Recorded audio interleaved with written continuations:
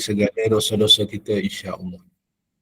Hadirin hadirat yang dikasihi sekalian, pada kuliah ahwal syakhsiyah ataupun undang-undang hak-hak wanita dan undang-undang keluarga Islam kita pada minggu yang lepas, saya telah menyentuh berkaitan dengan li'an, iaitu yang bermaksud kutukan. Ini sumpah li'an ada dua, iaitu yang pertama untuk menuduh, apabila suami mahu menuduh isteri, isteri itu berzina dengan orang lain, tetapi tidak mempunyai saksi, maka dibolehkan berli'an di hadapan mahkamah. Yang kedua iaitu li'an ini bentuknya iaitu untuk menafikan anak di dalam kandungan, anak daripada dalam kandungan isteri yang dikahwini, jika mensyaki ataupun meyakini bahawa anak itu bukan daripada keturunannya. Jadi suami tadi itu ataupun bapa kepada anak tersebut boleh menafikan di hadapan mahkamah dengan mengambil sumpah li'an. Itu yang. Dan kes li'an ini sumpah mesti dibuat di hadapan mahkamah, dibicara di hadapan mahkamah.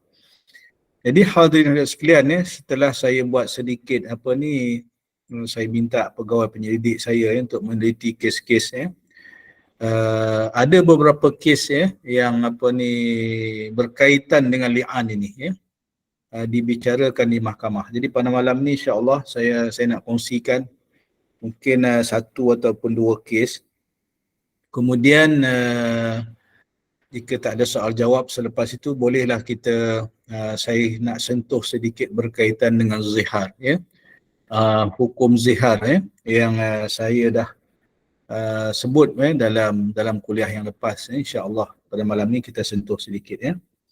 Jadi hadirin sekalian, berkaitan dengan kes li'an ini, ada beberapa kes yang saya dapati telah pun dibicarakan di mahkamah. Saya ambil contoh, ini kes yang berlaku di Selangor pada tahun ini baru lagi kes ni, tahun 2020 yang diputuskan oleh Mahkamah Syariah Negeri Selangor. Ini kes li'an yang berkaitan, ini bukan zina, ini berkaitan dengan menafikan anak. Dia ada dua jenis tadi kan. Jadi sebab nak tuduh perempuan ataupun isteri berzina ni tak boleh kalau tak ada saksi, yang bolehkan dengan li'an, ambil sumpah li'an di hadapan mahkamah, sanggup bersumpah di hadapan mahkamah. Prosedurnya telah pun saya terangkan.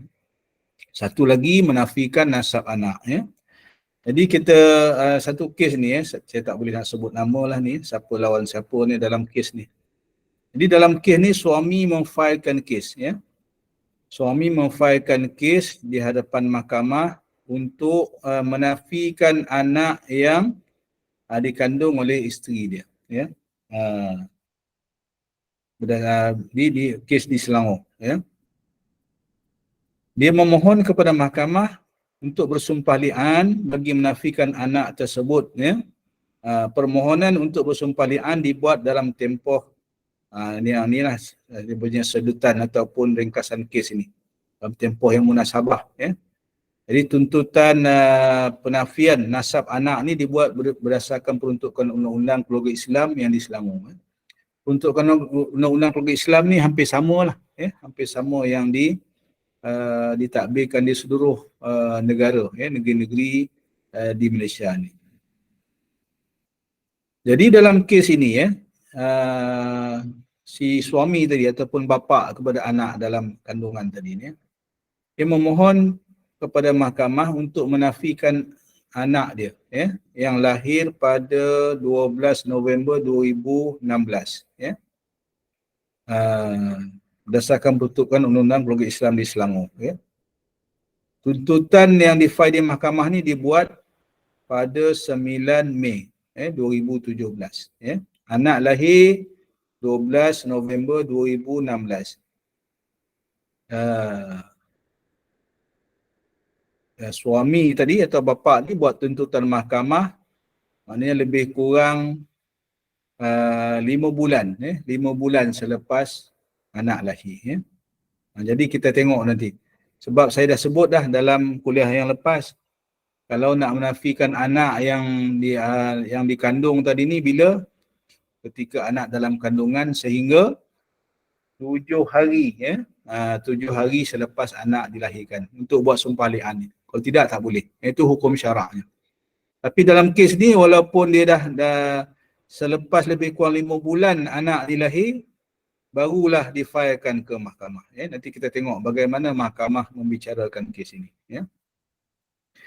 Pihak defendant ataupun ibu yang mengandung anak ini, ibu kandung kepada anak tersebut adalah bekas isteri. Jadi pihak ni rupanya dah bercerai. Ketika anak ni lahir, dah bercerai lah. Pihak ni telah bercerai dengan talak di wilayah persekutuan.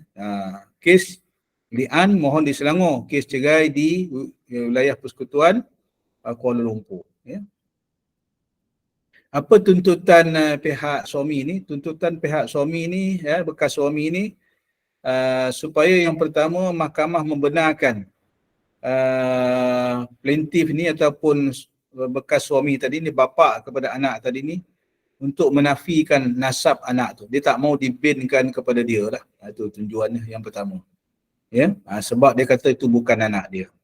Yang kedua, mahkamah mensabitkan anak supaya mahkamah mensabitkan anak tersebut anak tidak sah taraf dan tidak boleh dinasabkan kepada bapa tadi ni, dan tidak berhak ke atas harta pusaka yang menuntut tadi, suami ataupun bapa tadi ni.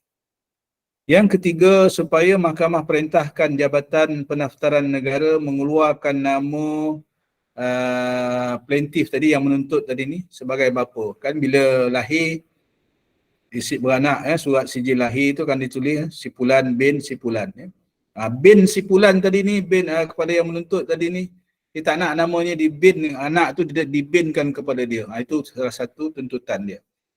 Yang keempat, supaya mahkamah perintah kos ujian DNA. Dalam kes ni ada buat ujian DNA. Dia minta buat ujian DNA nak menentukan betul ke tidak anak ni daripada benih dia. Jadi dia mohon perintah mahkamah kos ujian DNA ni ditanggung oleh bekas isteri dia. Itu yang keempat. Yang kelima, supaya mahkamah perintah kos bercara itu, kos tuntutan itu dan termasuk bayaran peguam ditanggung oleh pihak bekas isteri dia. Dan lain-lain tuntutan yang inilah yang bersesuaian, yang mahkamah fikirkan bersesuaian. Itu banyak jugalah tuntutan dia selain daripada menafikan nasab anak tadi ni. Jadi dalam kes ini pihak bekas isteri tadi ni yang melahirkan anak tadi ni tidak bersetuju, tidak bersetuju dengan tuntutan itu, kemudian telah melantik peguam. Plaintiff pun lantik peguam, kemudian bekas isteri pun lantik peguam juga.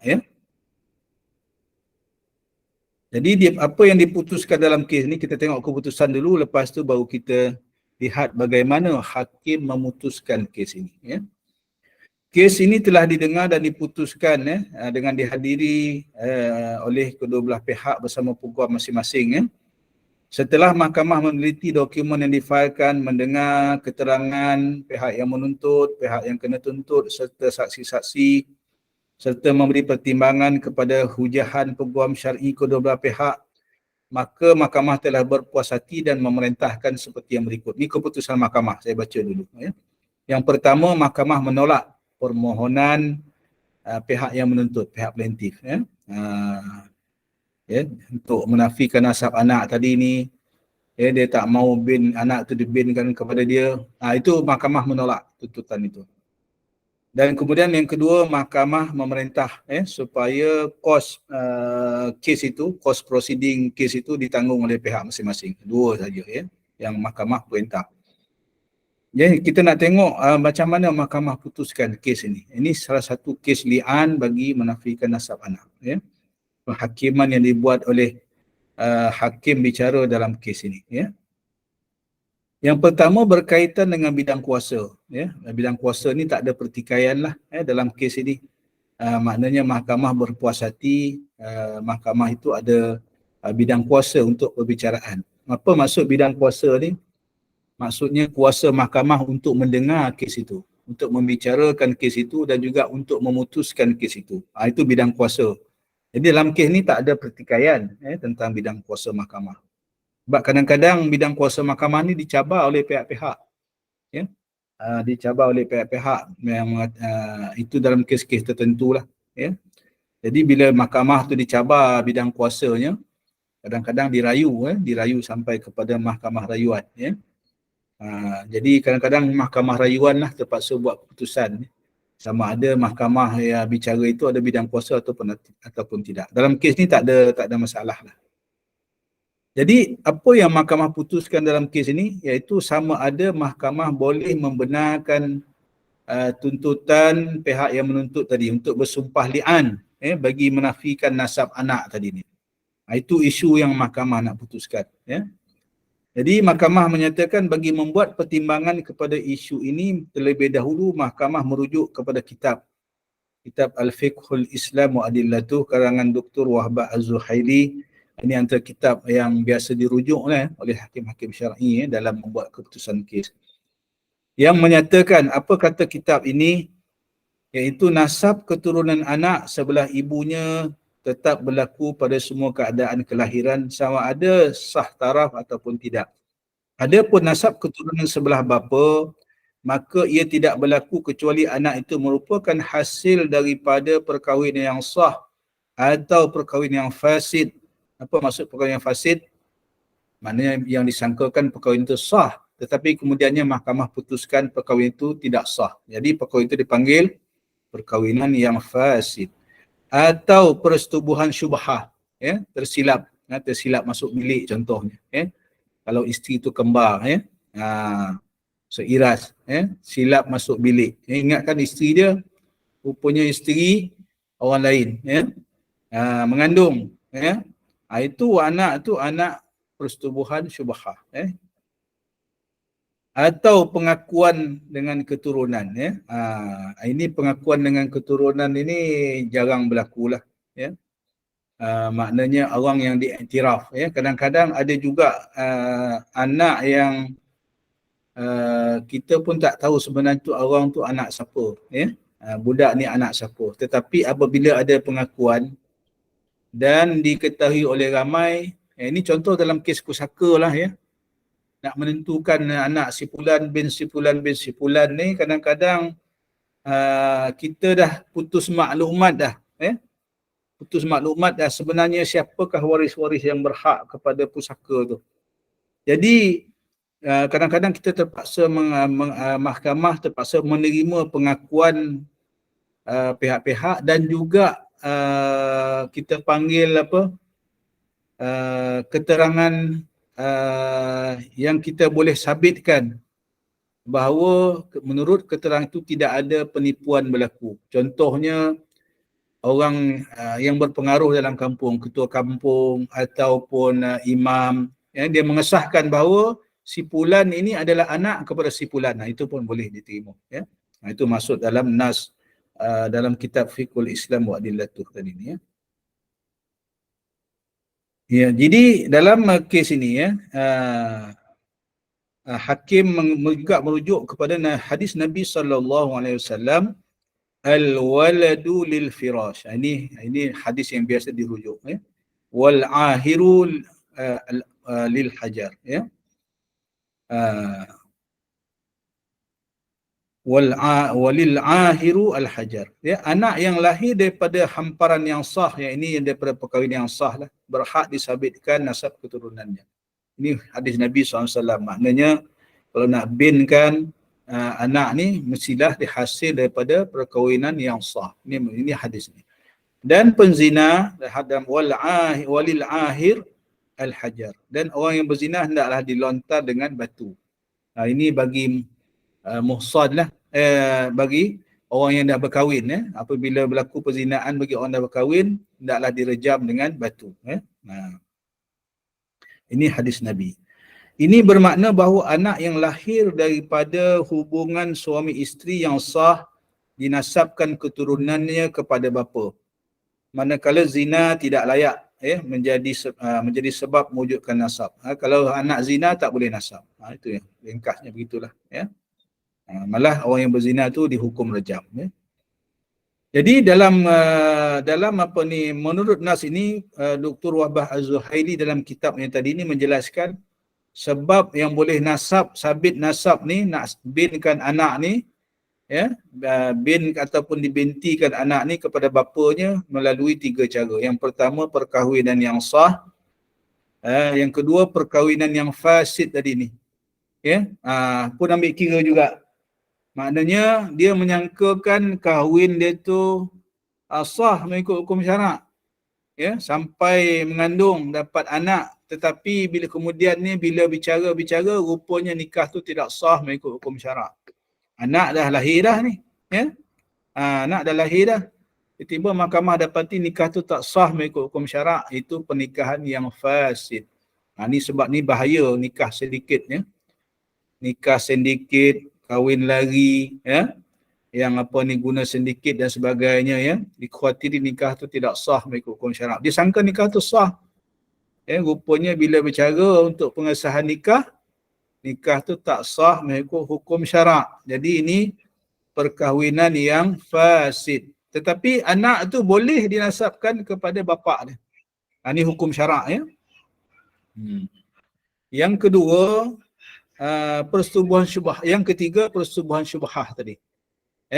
Jadi kalau tersilap tadi ni pun ya, yang apa ni perkahwinan yang fasid tadi pun dianggap anak wati syubhah juga. Termasuklah yang tadi ni yang tersalah bilik tadi ni ya. Disangkakan isteri dia kan, disangkakan isteri dia tetapi rupanya isteri orang lain berlaku persetubuhan, mengandung, dapat anak. Ini dipanggil anak wati syubhah. Jadi anak wati syubhah ni boleh dinasabkan. Boleh dinasabkan kepada yang mengandungkan dia tadi tu, lelaki yang mengandungkan tadi tu. Ada 3 cara lah maknanya dalam hukum syarak ya. Tapi cuma ni jarang berlaku lah ya. Yang salah masuk bilik tadi apa semua tu, tu jarang berlaku. Kemudian kita tengok lagi alasan hakim ni, bagaimana dia membicarakan kes dia. Ini dia cerita banyaklah dari segi apa ni yang dirujuk dalam kitab apa semuanya. Kemudian hakim merujuk kepada peruntukan undang-undang ya. Dalam peruntukan undang-undang di Selangor, siapakah yang boleh dikaitkan sebagai bapa? Ini menurut undang-undang. Apa undang-undang kata? Ni sama je ni, setiap negeri sama je ya. Negeri Sembilan pun sama, Selangor pun sama. Jika seseorang perempuan yang berkahwin dengan seseorang lelaki melahirkan seorang anak lebih daripada 6 bulan qamariyah dari tarikh perkahwinan, atau dalam masa 4 tahun qamariyah selepas perkahwinan itu dibubarkan, sama ada oleh sebab kematian lelaki itu atau sebab perceraian, dan perempuan itu pula tidak berkahwin semula, maka lelaki itu hendaklah disifatkan sebagai bapa anak itu ya. Tetapi lelaki itu boleh dengan cara li'an atau sumpah li'an tadi ni ya, menafikan anak itu sebagai anaknya di hadapan mahkamah ya. Ni peruntukan tentang li'an ni, menafikan anak depan mahkamah ni. Apa maksud peruntukan ni? Jadi untuk mensabitkan anak ni anak sah taraf, boleh dibinkan kepada bapa dia, ada 2 syarat tadi ni yang paling utama dalam peruntukan undang-undang ni. Yang pertama, selepas berkahwin, kata hari ni 1 hari bulan 1 tahun 2023 ya. Jadi anak ni lahir sekurang-kurangnya 6 bulan qamariyah. 6 bulan Islam lah maksudnya. Ya, 6 bulan, lebih daripada 6 bulan. 6 bulan 2 lahzah. Ya, itu yang biasa disebut dalam kitab ya. 6 bulan 2-3 second selepas itu. 6 bulan 1 hari lah, senang kita kira kan. Ya. 6 bulan, maknanya 6 bulan qamariyah dan plus boleh disabitkan. Ya. Dengan syarat tak ada ni lah. Kalau hari ni maknanya tak ada keterangan lain lah ya, yang menunjukkan dia mengandung sebelum akad nikah ya. Mana hari ni kahwin, akad nikah hari ni, Anak ni lahir lebih daripada 6 bulan Qamariah, boleh sabit anak, boleh binkan. Ini peruntukan undang-undang. Atau dia kata yang kedua, dah bercerai dah ni. Ya. Dah bercerai dan dia perempuan ni tak kahwin lain dalam tempoh 4 tahun Qamariah juga, 4 tahun. Ya. Kenapa ambil tempoh 4 tahun? Ya, mana daripada tarikh bercerai itu, perempuan ni tak kahwin lain, tiba-tiba dalam masa tempoh 4 tahun tu, maksimum 4 tahun Qamariah tu, dia melahirkan anak. Anak ini di segi hukum syaraknya boleh dinasabkan, boleh dibinkan kepada bapa dia yang dah bercerai tadi dengan ibu dia tadi ni. Ya. Kenapa 4 tahun? Ini tempoh maksimum yang diambil oleh para fuqaha, imam-imam mazhab kita. Ya. Ini maksimum. Ya. Tempoh maksimum. Jadi ini tak mustahil berlaku. Ya. Saya ingat ada satu kes dulu di wilayah persekutuan. Waktu tu saya belum lagi jadi hakim di wilayah persekutuan. Berlaku ni kisah benar juga. Ya. Yang cerita perempuan apa ni dah bercerai, dah setahun lebih dah bercerai. Tiba-tiba dia dapati dia mengandung dan melahirkan anak. Ini berlaku. Dia tak ada dalam bila dibicara di mahkamah, memang dibuktikan di mahkamah dia belum berkahwin orang lain, tidak disentuhi oleh mana lelaki lain. Sebab ni hukum syarak. Hukum syarak. Sebab itu dalam kita mazhab Syafi'i ni, kita ambil ni daripada mazhab Syafi'i, mazhab kita, kalau perempuan itu didapati melahirkan anak dalam tempoh 4 tahun Qamariah tadi ni, selepas bercerai, tidak disentuhi oleh mana-mana lelaki dan tidak juga berkahwin dengan orang lain, anak itu boleh diiktiraf, boleh disabitkan nasab dia, sah, dinasabkan kepada bapa dia tadi ni. Ini peruntukan undang-undang yang ada. Kecuali tadi ni, kecuali lelaki tadi nak menafikan itu adalah anak dia. Di dalam kes ni, yang di Selangor ni yang dibuat oleh lelaki ni, dia nak menafikan anak tu bukan anak dia. Dia boleh dengan cara apa? Li'an ataupun angkat sumpah li'an tadi di hadapan mahkamah. Ya. Jadi peruntukan undang-undang ni memberi ruang kepada seseorang yang dikaitkan sebagai bapa kepada seorang anak menafikan anak tersebut melalui cara sumpah li'an. Proses sumpah li'an tersebut hendaklah dilakukan di hadapan mahkamah. Ini saya dah cerita dalam kuliah yang lepas. Ya. Kita tengok lagi dalam kes ini, apa lagi yang dirujuk oleh hakim untuk putuskan kes ini. Ya. Apa kata hakim? Hakim dalam kes ini kata, permohonan ini difailkan oleh pihak yang menuntut, ya, berdasarkan peruntukan undang-undang di Selangor. Kemudian dia memohon supaya nak menafikan nasab anak tersebut. Kemudian mahkamah juga bersetuju bahawa kaedah penafian anak ni mesti dibuat dengan cara sumpah li'an. Ya. Sebagaimana kehendak ayat Quran surah An-Nur ayat 6 dan juga berdasarkan fatwa dan undang-undang yang berkuat kuasa di Selangor.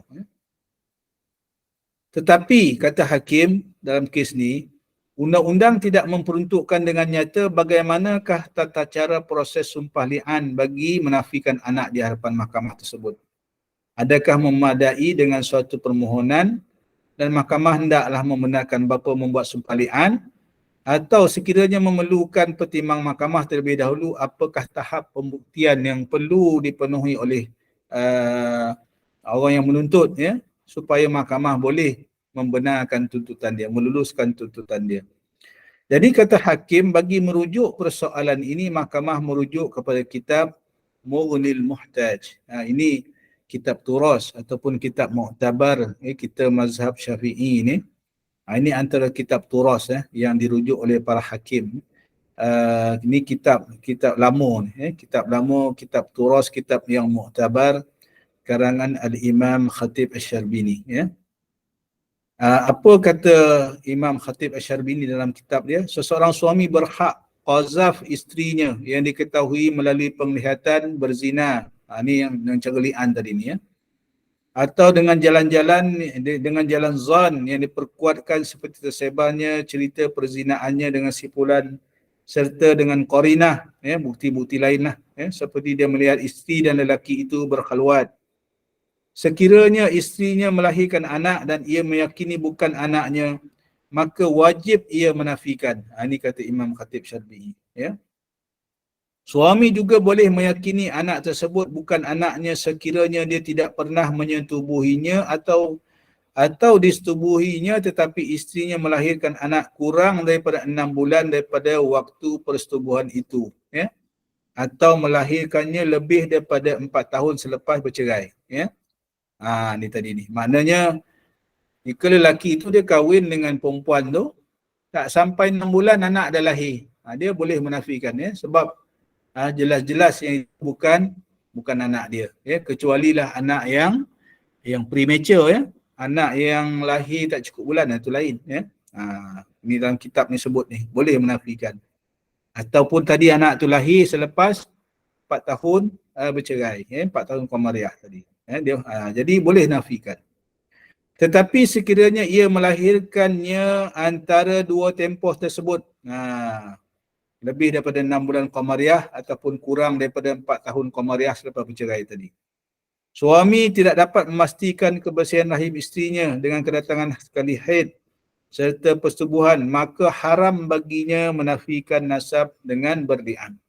Jadi menurut kitab Mughnil Muhtaj tadi ni, maknanya kalau anak ni lahir selepas 6 bulan berkahwin ataupun kalau bercerai pun tak sampai lagi 4 tahun bercerai, tak boleh nafikan anak ni, ikut kitab ni, dengan syarat tadilah dia tak kahwin dengan orang lain, tak bersetubuh dengan orang lain, Jika ia melahirkan selepas 6 bulan dari selepas dipastikan kebersihan rahim dengan sekali haid, halal baginya menafikan nasabnya dengan berli'an. Ini kekecualian yang ada lah, maknanya selepas lahir, selepas melahirkan 6 bulan dipastikan kebersihan rahim, dengan sekali haid, boleh nafikan anak ni, kalau diketahui isteri tadi telah haid dah, kan haid ni tujuan ni sebab itu bila bercerai ni kan diperintah 3 kali suci, kan, 3 kali suci itu supaya dipastikan rahim tu bersih, tak ada percampuran benih, tak ada lagi benih lelaki yang menceraikan itu, Sekiranya suami menyetubuhinya, dan dalam kitab ni sebut ni, sekira suaminya menyetubuhinya dan terpancut maninya ke dalam faraj isteri, maka haram menafikan nasab dengan berli'an menurut pendapat yang lebih kuat, yang lebih sahih. Sekiranya suami mengetahui isterinya berzina sedangkan ia ragu-ragu anak itu daripada benih dia atau daripada hasil perzinaan tersebut, maka haram juga menafikannya. Begitu juga haram untuk qazaf dan li'an menurut pendapat yang lebih kuat. Jadi makna hukum li'an ni bukan main-main. Kalau tak pasti tak boleh. Kalau tak pasti, kalau macam tadi ni, dia pun ada bersetubuh tetapi dia tahu dengan isteri dia tadi, lelaki ni dia tahu dia bersetubuh dengan isteri dia, keluar air mani dia masuk dalam faraj isteri, tetapi kemudian dia tahu juga isterinya ada berzina juga dengan orang lain. Kemudian isteri mengandung. Maknanya mungkin ada percampuran dekat situ. Tak pasti ni anak ni benih dia ke atau benih lelaki lain tadi ni. Yang tu pun kalau ikut kitab ni tak boleh nak nafi nasab anak ni. Haram hukum dia, untuk menafikan nasab. Jadi maknanya hadirin hadirat sekalian, nak li'an ataupun nak tuduh ataupun nak menafikan anak yang dikandung oleh isteri ni bukan perkara yang main-main lah.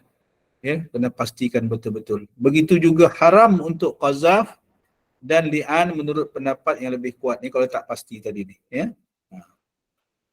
Ini kitab ada banyak jugalah lagi pandangan, pandangan Imam Abu Hanifah, pandangan Qadi Abu Yusuf, ya. Dalam mazhab Imam Hanafi, itu berkaitan dengan tempoh masa yang mengharuskan suami menafikan nasab. Bila tempoh masa suami boleh menafikan anak yang dikandung oleh isteri atau bekas isteri tadi ni, ya. Kita tengok pandangan. Yang pertama, pandangan Abu Hanifah. Tempoh yang dibenarkan, ditakdirkan tempoh masa bapa menerima ucapan tahniah atas kelahiran anak dan penentuan tempoh tersebut diserahkan kepada qadi. Ya. Ni pandangan Imam Abu Hanifah. Bila kan kita dapat anak kan orang ucap tahniah, ya. Ni maksudnya ni, ya. Dalam tempoh ucapan tahniah, ya. Biasanya itu yang diambil pandangan 7 hari tu, ya. Dalam mazhab kita lah, ya, 7 hari selepas anak lahir ni. Kalau lepas 7 hari tak boleh dah nak nafi anak ni, ya. Kalau nak nafikan yang kata bukan tu anak dia, dalam tempoh 7 hari itulah selepas kelahiran tu. Ini tempoh orang ucap tahniah ni kan, dapat anak, ya. Yang kedua, pandangan Qadi Abu Yusuf, dan Muhammad ibn Hanafiyah, tempoh penafian nasab ditakdirkan dalam tempoh darah nifas. Ni pandangan yang lain, 40 hari, ya. Yang ketiga, pandangan jumhur, ya. Pandangan jumhur di kalangan Maliki, Syafi'i dan Hambali, tempoh masa penafian nasab ditentukan mengikut uruf setempat. Hendaklah disegerakan kecuali atas keuzuran yang dibenarkan. Ini pandangan jumhur, ya, termasuk mazhab kita. Tempoh yang mengikut uruf setempat. Uruf setempat ni maksudnya adat lah. Adat kebiasaan yang dipakai. Ya, bila, ya, nak nafikan anak ni. Ya, dia biasanya dalam tempoh 7 hari itulah, ya. Maknanya kalau lebih tu maknanya tak terima dah, ya. Tak diterima dah. Kemudian apa lagi syarat dia? Ya, syarat dia suami kepada ibu anak, dalam kes ni, ya. Suami kepada ibu anak tersebut tidak mengakui anak tersebut, ya, secara nyata, ya, atau tersirat, ya. Dan yang seterusnya, anak tersebut dilahirkan hidup, ya. Jadi nak buat li'an tadi ni, ya. Ini kerana pandangan mazhab Hanafi dan Maliki, ulama mazhab Syafi'i dan Hambali tidak ini pandangan yang Hanafi dan Maliki. Tetapi ulama kita mazhab Syafi'i dan Hambali tidak mensyaratkan, ya, anak tu hidup untuk menafikan anak tu, ya, untuk menafikan anak tu untuk dinasabkan, ya. Jadi dalam kes ini, ya, panjang, ya, bagaimana hakim memutuskan kes ini panjang cerita dia, ya. Tapi insya-Allah kita boleh dapat pengetahuan, ya, daripada kes yang dibicarakan ni, ya.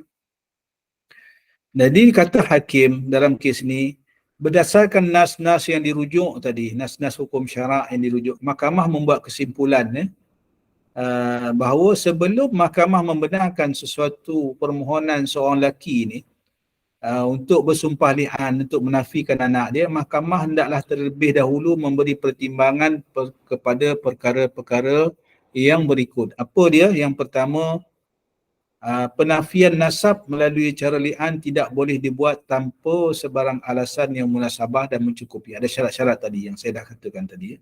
Yang kedua, penafian nasab melalui cara li'an boleh dilaksanakan bukan semata-mata apabila suami melihat isterinya melakukan zina, tetapi memadai jika hadirnya tahap zon, ada sangkaan kuat, ya, bahawa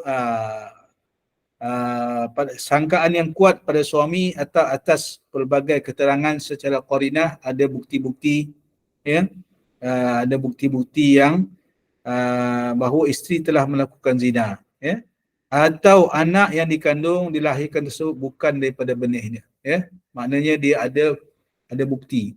Sekurang-kurangnya bukti ini mencapai tahap zon. Apa maksud zon? Sangkaan yang kuat, ya. Ya. Ini orang-orang yang kahwin suami isteri, dia lah yang tahu, ya. Ya, ini dalam alam rumah tangga ni, ya, pada kebiasaan lah, ini menurut, berdasarkan kes-kes yang banyak dibicarakan di mahkamah. Suami isteri ni memang dia akan tahu, banyaknya dia akan tahu kalau maknanya isteri ada hubungan dengan lelaki lain, suami ada hubungan dengan perempuan lain. Ini biasa ya. Zon ataupun sangkaan yang kuat tu datang sebab apa? Ada bukti-bukti ataupun qarinah, ada bukti-bukti apa ni yang kita panggil berbagai alamat ataupun tanda ya yang mendatangkan syak yang kuat itu. Ini biasa ya. Kemudian apa lagi kata mahkamah ya, pertimbangan yang mahkamah kena beri sebelum mahkamah membenarkan sumpah li'an yang dibuat. Yang ketiga kata hakim, penafian hendaklah dibuat dengan segera selepas lelaki yang dikaitkan sebagai bapa anak tersebut meragui nasab. Ini syarat tadi. Kalau mazhab kita mana 7 hari itulah. Dengan segera tu. Ya. Yang keempat, lelaki yang dikaitkan dengan bapa anak tersebut tidak mengakui anak tersebut sebagai anaknya secara zahir ataupun tersirat. Maknanya ada ni lah, ada tuntutan daripada lelaki tadi ni yang dikaitkan sebagai bapa tadi ni, sama ada dia nak cakap terus terang ataupun cara berkias. Itu maksudnya. Dia menafikan anak. Boleh ya, itu. Ini pertimbangan-pertimbangan yang hakim kena lihat sebelum memutuskan sama ada boleh ke tak boleh bapa tadi angkat sumpah di hadapan mahkamah untuk menafikan anak tadi ni ya. Jadi dalam kes ini ya, sama ada bapa tadi ni mempunyai alasan yang mencukupi untuk memohon kepada mahkamah untuk mengambil sumpah li'an untuk menafikan anak ni. Ini mahkamah nak tengok. Ya, ada ke tak ada? Ada tak alasan yang kuat nak beri hak kepada bapa tadi ni angkat sumpah li'an di hadapan mahkamah nak menafikan anak tadi ni bukan anak dia. Ini yang mahkamah nak tengok ya. Jadi apa kata mahkamah?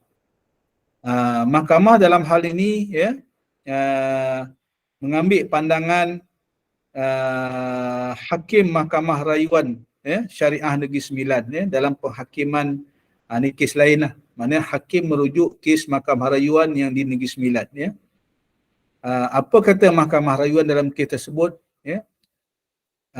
Apabila sudah ada qarinah yang kuat daripada kejadian pihak responden, dalam kes responden ni perempuan lah ya, isteri, ditangkap kerana melacur pada tahun 2003, kemudian menemui gambar-gambar pihak responden dengan teman lelakinya dan dalam keadaan tidak senonoh pada tahun 2005, qarinah ataupun bukti-bukti tersebut memadai untuk pihak perayu merasa ragu-ragu tentang nasab anak lelakinya dan dia berhak untuk membuat penafian pada tahun 2003 dan 2005 itu menurut Nas Mughni Muhtaj yang kami telah nyatakan tersebut. Ini kes yang dirujuk oleh hakim tadi ni. Apa nak tunjuk apa? Maknanya yang zon ataupun sangkaan yang kuat tadi berdasarkan keterangan-keterangan tadi ni. Ini yang dirujuk, yang diputuskan oleh Mahkamah Rayuan tadi ni. Ya. Kemudian banyak lagi lah ya, banyak lagi ni hujah-hujah yang dikemukakan tentang ni. Kita nak tengok bagaimana ya hakim membuat dapatan ataupun membuat kesimpulan ya. Jadi mahkamah juga merujuk kepada keterangan yang dikemukakan oleh kedua belah pihak ya dalam kes ini ya. Soal balas ya, keterangan pihak yang menuntut, keterangan pihak yang kena tuntut, saksi-saksi ya. Panjang dalam kes ni. Saya nak pergi kepada yang kita nak ambil dia punya yang penting saja ya.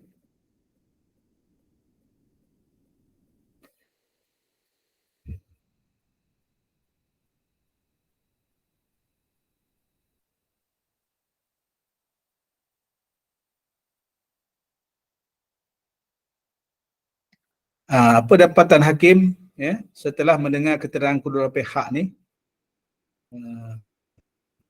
Sebagaimana yang dijelaskan sebelum ini, pihak yang menuntut, yang ni bapa tadi ni, suami tadi ni ya, ataupun bekas suami tadi ni, tidak terbeban untuk buktikan pihak isteri berzina. bekas isteri berzina untuk mewajarkan permohonannya.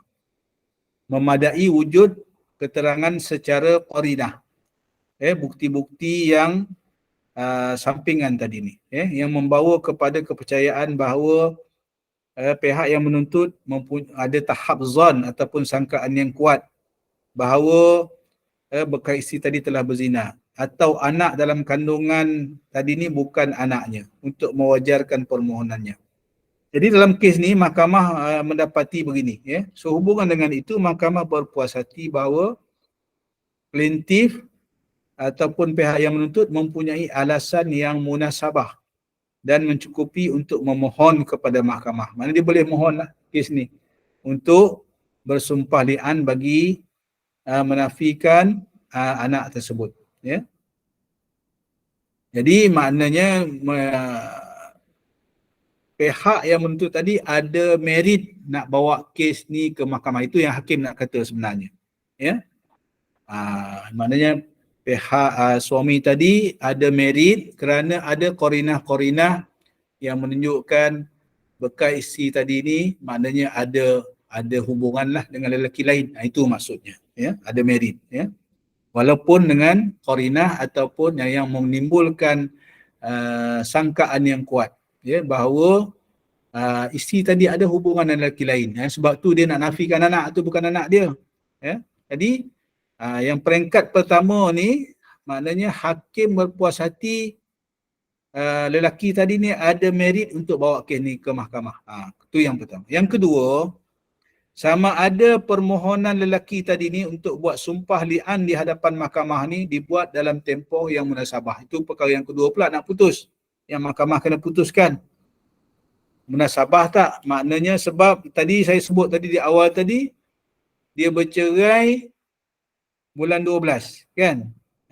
Anak lahir bulan 5, kan? Bulan Mei, lepas 5 bulan selepas anak dilahir, selepas bercerai, sedangkan hukum peruntukan hukum syarak tadi dalam pandangan nas kitab yang dirujuk oleh hakim tadi ni, hendaklah segera menafikan. Jadi ni hakim nak putuskan bab tu pula.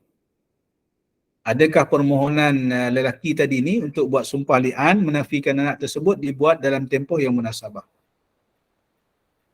Jadi apa dapatan hakim? Sama ada lelaki tadi ni dianggap tempoh yang tadi ni sebagai kelewatan yang dibenarkan ataupun tidak. Ini satu ni lah yang mahkamah nak putuskan. Di dalam kes ini mahkamah juga merujuk kepada kes yang dirayu di Negeri Sembilan tadi ni. Dalam kes ini hakim rayuan dalam kes yang dirujuk tadi ni mengambil pandangan Al-Imam Al-Qurtubi, apabila yang dinyatakan seperti berikut. Apabila suami qazaf selepas talak, dah bercerai, maknanya suami menuduh isteri berzina dengan orang lain lah selepas bercerai, maka hukumnya bergantung kepada keadaan, iaitu jika ada anak dan tujuannya untuk menafikan nasab anak itu atau menafikan isteri mengandung selepas ia pasti isterinya haid selepas bersetubuh dengannya, maka dia boleh berli'an. Jika sebaliknya, maka dia tidak boleh berli'an. Jadi hukum ni tadi, sekarang dia tuduh isteri dia dah bercerai, kan? Lepas tu anak lahir. Dia nak suruh isteri dia ada hubungan dengan lelaki lain sehingga dia mengandung. Dia nak nafikan anak tadi, kan? Jadi apa hukum dia bergantung keadaan, dalam Imam Qurtubi sebut ni. Iaitu jika ada anak dan tujuannya untuk menafikan nasab anak itu, atau menafikan isteri tadi, dia boleh berli'an, dia boleh berli'an. Jika sebaliknya, dia tidak boleh berli'an. Jadi hakim dalam kes ini juga merujuk kepada fatwa Negeri Selangor Apa kata fatwa Negeri Selangor? Tempoh segera bagi seorang bapa nak melakukan li'an bagi menafikan nasab anaknya adalah bermula daripada tarikh isterinya disahkan mengandung sehingga 3 hari selepas bersalin. Ni lagi cepat ni. Ya. Selangor punya fatwa ni, saya sebut tadi pandangan mazhab kita 7 hari kan?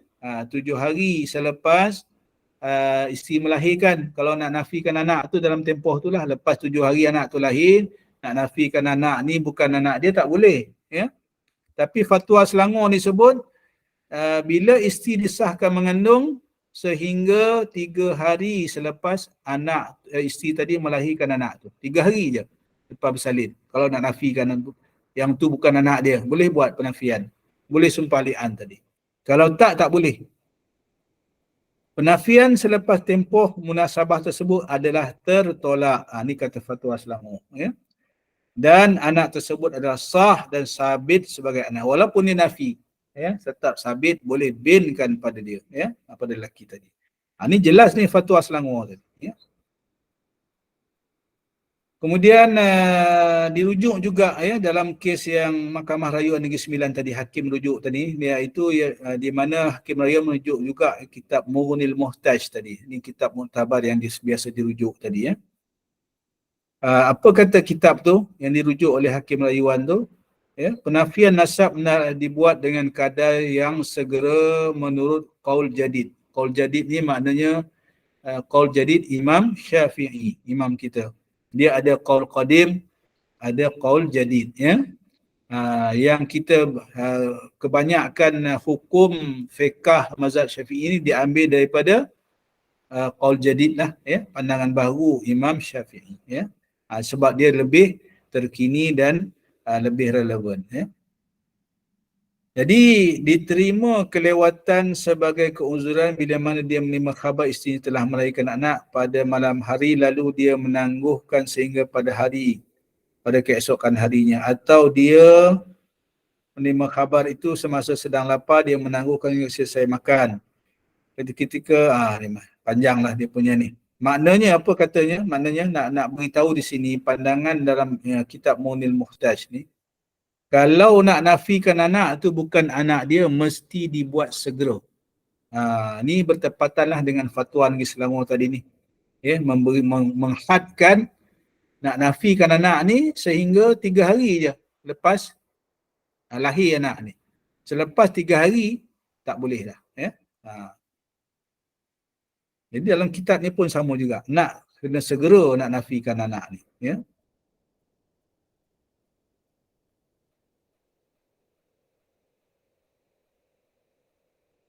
Jadi panjang lagi dia punya ni. Apa yang saya nak tunjuk kepada hadirin dan sekalian ni. Nak tunjuk kepada hadirin hadirin sekalian, bukan senang nak putuskan kes ni. Ya, rujuk pada hukum syarak, rujuk pada undang-undang, rujuk kepada kes yang diputuskan terdahulu, yang telah diputuskan oleh mahkamah yang lebih tinggi. Dalam kes ni Mahkamah Rayuan lah yang dirujuk ya. Merujuk keterangan kedua belah pihak, saksi-saksi ya. Rujuk pada kitab-kitab yang muktabar ya. Kemudian hakim kena ulas pula pandangan mana yang nak diambil ya. Nampak ya. Jadi ini bukan mudah hakim nak buat keputusan dalam satu-satu kes ya. Jadi apa kata hakim dalam kes ini? Plaintiff ataupun lelaki tadi ni mengetahui atau mengesyaki bekas isterinya berzina dan mempercayai anak yang dikandung oleh bekas isteri tadi adalah bukan daripada benih dia. Ya. Tetapi dia kata, dalam hakim ni kata, tetapi plaintiff hanya membuat permohonan perceraian secara li'an pada 2016. Kemudian anak tersebut telah dilahirkan pada 14 November 2016. Ya.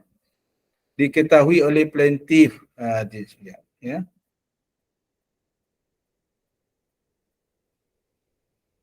Bukan ya. Anak tersebut lahir pada November 2016 tetapi bercerai pada Mei 2017 ya, iaitu lebih kurang setelah lebih 6 bulan daripada tarikh lelaki tersebut mengetahui anak tersebut dilahirkan.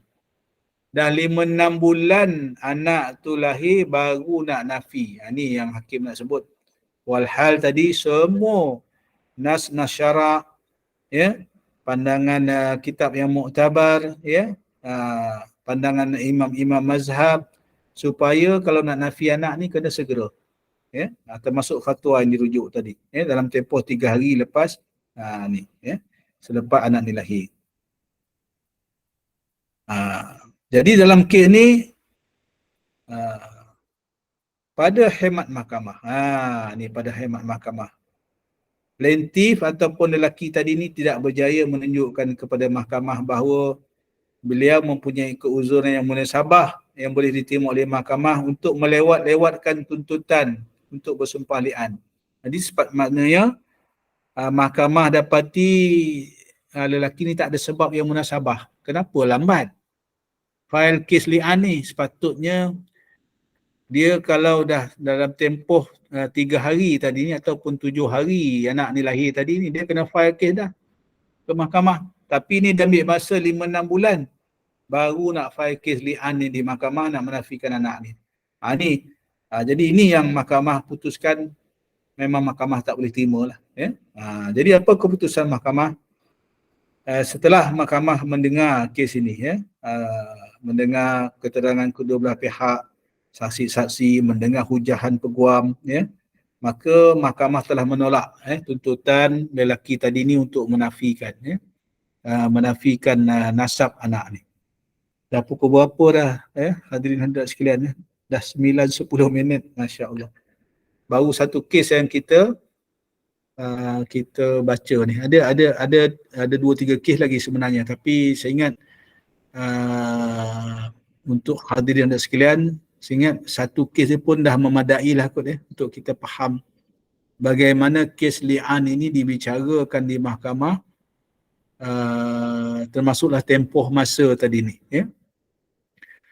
Menuduh apa ni, kalau menuduh isteri berzina tu mungkin lebih mudah lah, walaupun tak ada saksi ni, dia boleh angkat sumpah. Yang 5 kali sumpah yang saya sebut dulu, 4 kali bersumpah dengan wallahi wabillahi watallahi dulu tu, dan sumpah yang kelima, sumpah laknat tu, kalau dia berdosa, kan. Itu 5 kali sumpah. Itu mudah. Tapi nak menafikan anak dalam kandungan ni, tu lebih rumit lagi. Sebab dia ada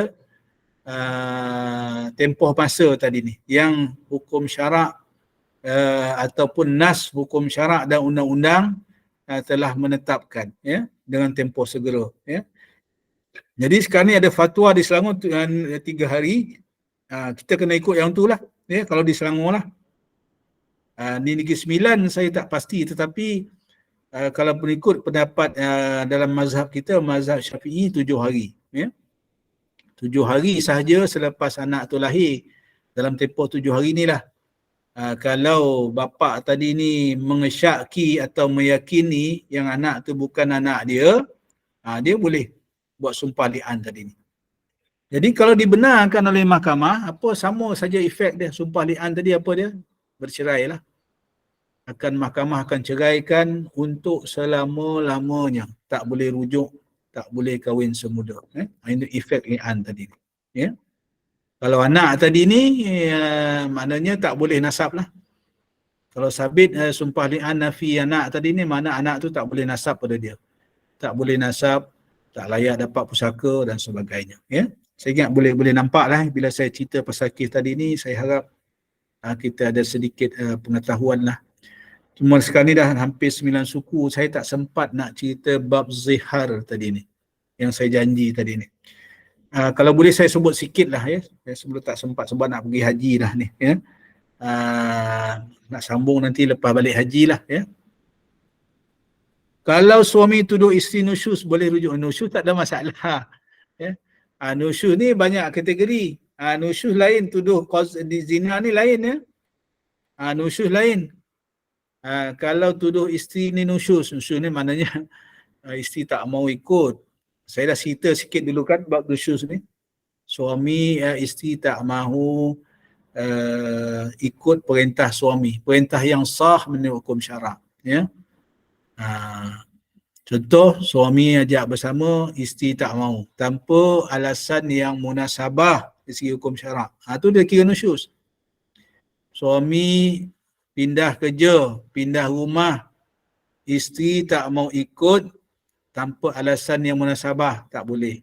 Itu pun nusyuz juga. Itu yang kata nusyuz, ya. Maknanya isteri enggan mematuhi perintah suami, ya, berdasarkan hukum syarak lah. Bukan ikut selera, ya. Bukan ikut selera, berdasarkan hukum syarak. Itu nusyuz tadi ni. Nusyuz tak ada masalah.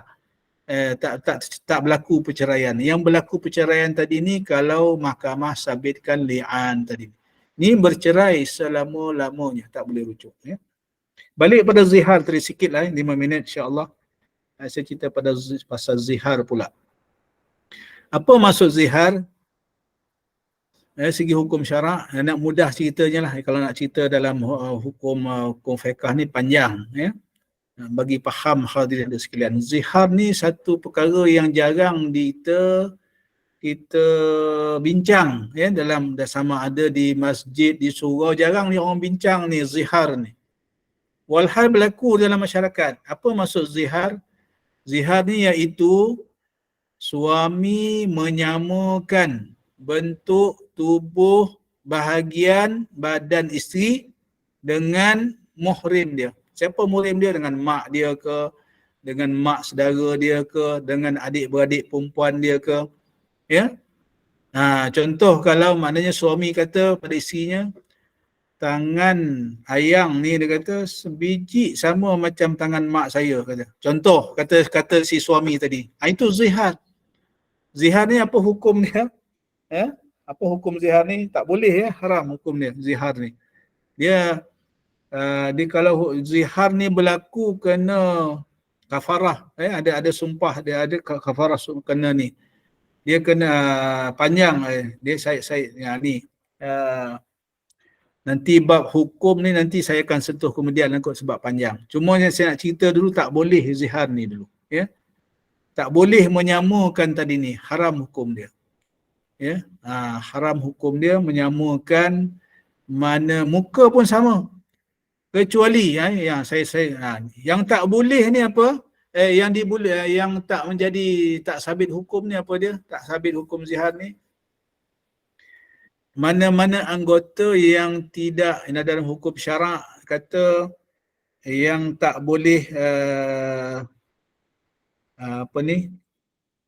Talazzuz ni berlazat-lazatan lah, ya. Kan kita suami isteri kan bila apa, ya, tak mestinya bersetubuh, maksudnya ni, ya. Maknanya hubungan bermesra suami isteri ni, ya. Bercium, ya. Bermesra dengan suami isteri. Bila bermesra dengan suami isteri ni berlaku sentuhan, ya. Sentuhan yang menimbulkan syahwat, ya. Jadi dalam hukum syarak, dalam bab zihar ni, yang tak jadi zihar tadi ni menyamakan anggota badan isteri dengan mahram kita ni, mahram suami tadi ni ialah anggota badan yang tidak menimbulkan syahwat. Dalam kitab-kitab fiqh disebut apa yang tak menimbulkan syahwat, kuku umpamanya. Kuku tak menimbulkan syahwat, ya. Jarang kita dengar kalau sentuh kuku ni pun timbul syahwat, tak ada. Ya, naik syahwat lah, naik nafsu, tak ada. Mustahil. Ya, kuku. Apa lagi? Dalam kitab fiqh kalau tak silap saya disebut kuku dan rambut, ya. Kuku dan rambut. Ya, tetapi rambut ni pun bagi saya subjektif juga. Sebab belayan rambut ni pun dia akan menimbulkan syahwat juga, ya. Jadi sebagai panduan lah, ya, sebagai panduan maknanya mana-mana anggota badan yang disamakan oleh suami tadi ni, ya, dengan isteri dia, ya, dengan mahram dia tadi ni, kalau anggota tersebut tidak menimbulkan syahwat, ya, macam kuku yang diberi contoh oleh para ulama dalam kitab-kitab fiqh, itu tak jadi zihar lah, ya. Kata kuku ayang ni sama macam kuku kakak saya, sama macam kuku mak saya. Itu tak, bukan zihar. Anggota badan yang lain, itu akan jadi zihar, ya. Jadi ini saya sebut ni sepintas lalu saja supaya menjadi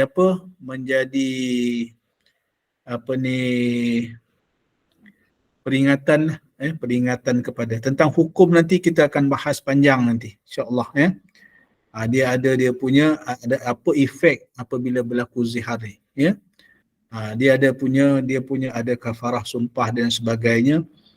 Ni panjang ceritanya, malam ni tak sempat lah, ya. Dah hampir 9:20 malam. Kalau ada satu dua soalan lah, ya, berkaitan dengan li'an tadi, penafian nasab anak tadi ni, boleh tanyalah insya-Allah. Yang zihar ni nanti dulu, kita sambung lepas ni lah.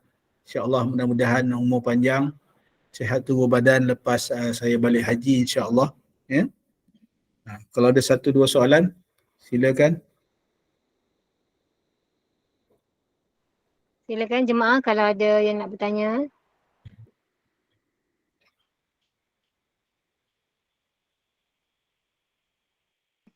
Warahmatullahi wabarakatuh. Waalaikumsalam warahmatullahi wabarakatuh. Ya. Sila Puan Maimunah. Tentang panggilan. Ya, ya. Ini panggilan suami kepada isteri yang menyebut ibu.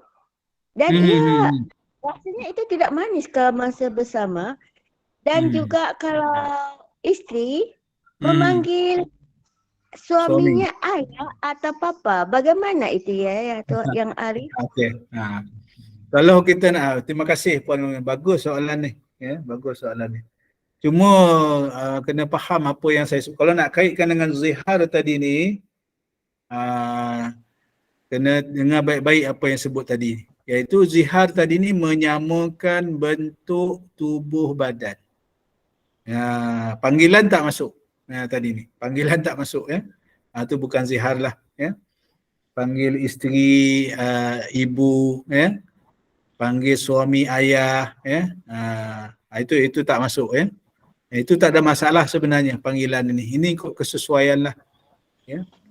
Cuma saya pun kadang-kadang tu juga muskil juga, ya. Bagus juga Puan Maimunah ditanya. Ada separuh ni panggil suami isteri ni memanggil suami dia ayah, kan, ataupun suami memanggil isterinya ibu, ya. Ini sebenarnya tak ada hal lah dari segi hukum tak ada masalah. Cuma mungkin tak apa kena lah, kan, ya. Biasanya suami ni panggil isteri ni ayang, kan, darling, ya, sayang, macam-macam lah yang gelaran yang biasa, ya. So, isteri pula panggil suami, ya, abang, kan, habi, ya, dan sebagainya lah, ya. Jadi maknanya itu tak menjadi inilah perbahasan hukum lah, ya, bagi pada Puan Maimunah dan juga pada hadirin dan sekalian. Kalau ada soalan lain dalam chat room, ada ke soalan? Saya tengok sekejap, ya.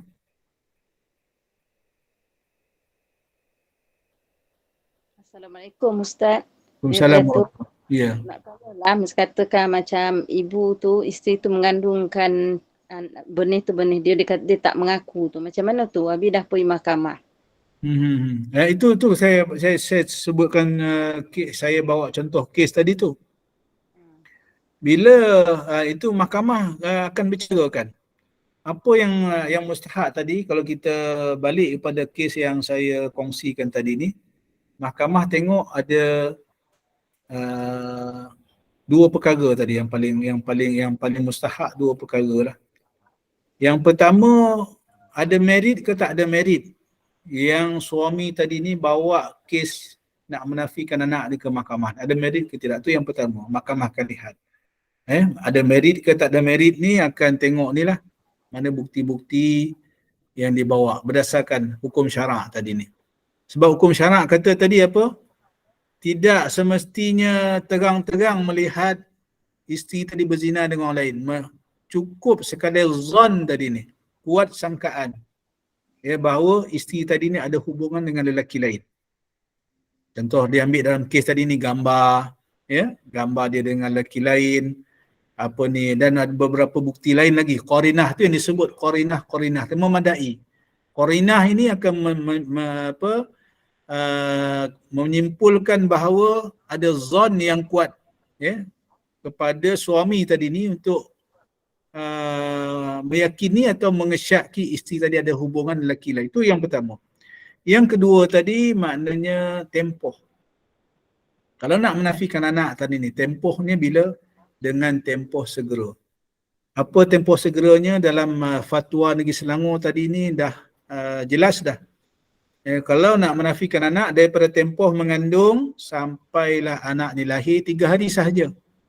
Ya, ada pandangan lain kata 7 hari, ya.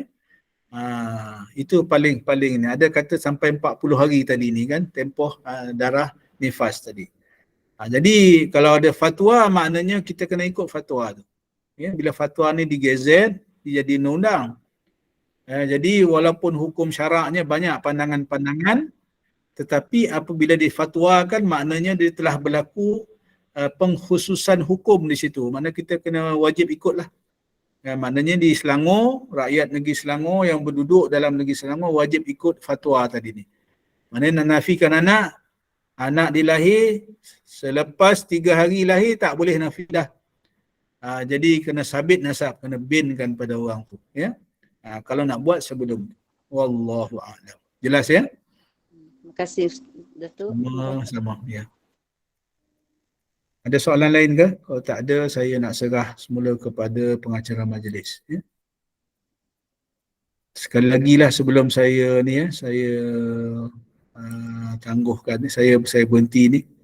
Saya mohon sekali lagi lah, saya mengucap terima kasih lah. Doa semua, hadirin hadirat sekalian, mohon doakan saya suami isteri dipermudahkan urusan haji ni, sejahtera perjalanan pergi dan balik, sejahtera semasa di sana, sejahtera juga orang yang kami tinggalkan, keluarga yang kami tinggalkan untuk sementara waktu, disihatkan tubuh badan, dicukupkan belanja, disihatkan tubuh badan rohani dan jasmani, bagi menunaikan ibadah haji, dikurniakan haji yang mabrur, dan juga diterima ibadah umrah yang insya-Allah yang kami akan lakukan insya-Allah. Saya mohon doa semualah, dan juga mohon maaf zahir dan batin yang tersilap kata, terlanjur bicara, saya mohon maaf semuanya. Yang baik itu daripada Allah Subhanahu wa taala, segala kelemahan kekurangan daripada diri saya sendiri, saya mohon maaf, dan aqulu qawli hadza astaghfirullah li wa lakum. Wassalamualaikum warahmatullahi wabarakatuh. Saya serah semula kepada pengacara majlis. Waalaikumsalam warahmatullahi wabarakatuh. Alhamdulillah. Alhamdulillah, barakallahu fikum, jazakumullah khairan jazak kepada Ustaz atas perkongsian hari ini. Mudah-mudahan apa yang dikongsikan oleh Datuk hari ini dapat memberi manfaat kepada kita. Sedikit sebanyak terjawab persoalan kita. Jadi mudah-mudahan bertambah kefahaman kita, mudah-mudahan bermanfaat, mudah-mudahan barakah, mudah-mudahan Allah kurniakan limpah rahmat kepada kita. Izinkan saya buat sedikit ibahan Datuk, kuliah esok. Ya, sila. InsyaAllah. Sila. Kuliah subuh kita 6.45 pagi bersama dengan Al-Fadhil Ustaz Ilin Aminin bin Muhammad Saleh dengan bacaan Yasin, doa dan kisah-kisah dari Al-Quran. Kuliah duha kita bersama dengan Al-Fadhil Ustaz Rusdi Ramli Al-Jauhari dengan biografi agung Rasulullah sallallahu alaihi wasallam pada pukul 8.15 pagi. Dan kita ada kelas hafazan bersama dengan Al-Fadilah Ustazah Helen Sukuma Indah pada pukul 10.30 pagi hingga 12.30 hari. Dan kita juga ada kuliah asar bersama dengan Ustaz Ilin Aminin sekali lagi dengan tahsin Al-Quran pada pukul 5.15 petang. Dan kuliah maghrib kita pada pukul 8 malam bersama dengan Imam Masjid Negara Al-Fadhil Ustaz Muhammad Nazri bin Haji Mustaqim dengan tadabbur surah Al-Baqarah. Dan kuliah akhir kita kuliah isyak bersama dengan Al-Fadilah Ustazah Humairah binti Muhammad Saleh dengan tahsin Al-Quran, makhrajul huruf dan bacaan surah Al-Mulk. Jadi teruskanlah bersama-sama dengan Gemenur Iman dengan kuliah-kuliah yang telah disediakan. Semoga memberi manfaat kepada kita di dunia juga akhirat. Ini saya mewakili Gemenur Iman, mohon maaf sekiranya ada sebarang kekurangan dan kesilapan. yang baik itu datang daripada Allah, tidak baik dan kelemahan itu daripada kami sendiri. Kami mengucapkan selamat menunaikan ibadah haji kepada Datuk, selamat pergi dan selamat kembali. Mudah-mudahan mendapat haji yang mabrur, dikurniakan kesihatan yang baik. Amin ya rabbal alamin. Bagi menutup majlis, mohon sekali lagi Al-Fadhil Datuk untuk membacakan tasbih kafaradan surat As. Saya sudahi dengan wabillahi taufiq wa hidayah. Wassalamualaikum warahmatullahi wabarakatuh. Waalaikumsalam warahmatullahi wabarakatuh. Bismillahirrahmanirrahim. Alhamdulillahirabbil alamin wassalatu wassalamu ala asyrafil anbiya'i wal mursalin wa ala alihi wa sahbihi ajma'in. Allahumma faqihna fid din wa 'allimna at-ta'wil wa hdina siratal mustaqim. Rabbana zidna 'ilma warzuqna fahma. Rabbana atina fid dunya hasanah wa fil akhirati hasanah wa qina 'adzaban nar. Wa sallallahu ala sayyidina Muhammad wa ala alihi wa sahbihi wasallam. Alhamdulillahirabbil alamin. Bismillahirrahmanirrahim. Subhanakallahumma wa bihamdika asyhadu an la ilaha illa anta astaghfiruka wa atubu ilaik. Bismillahirrahmanirrahim. Wal 'asri innal insana lafi khusrin illa alladhina amanu wa 'amilus shalihat wa tawassaw bil haqq wa tawassaw bis sabr. Sekian. Assalamualaikum warahmatullahi wabarakatuh. Waalaikumsalam warahmatullahi wabarakatuh. Terima kasih Datuk. Terima kasih semua. Kajian mabrur. Amin, amin. Terima kasih semua. Terima kasih. Okey, semoga jalan Datuk dan Datin. Semoga dimudahkan segala urusan. Assalamualaikum.